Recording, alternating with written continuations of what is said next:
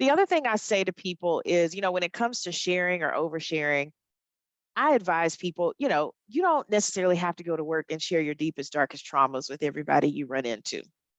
But I also think people have to know something about you in order to trust you.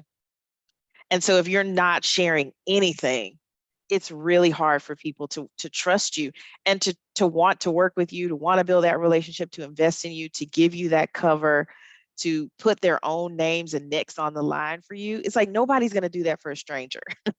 I don't care who you are, right? You got to know something about a person. So you figuring out what is it that I'm willing to share, that I'm comfortable sharing in this space, that gives people a bit of a window into who I am and my personality and my background and where I come from.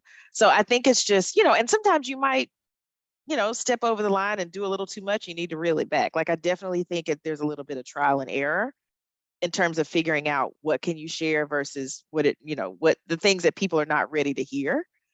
But I think we have to, open up a little bit. Because one of the things I've shared, I've spoken to audiences in the US and Africa and even Europe.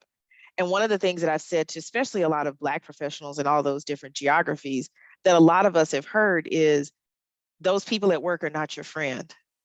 Don't tell them your business. They're going to use that against you at some point. So you go to work, put your head down and work hard. And I think some of that advice makes us put the wall up and we're not open to sort of sharing bits and pieces of ourselves.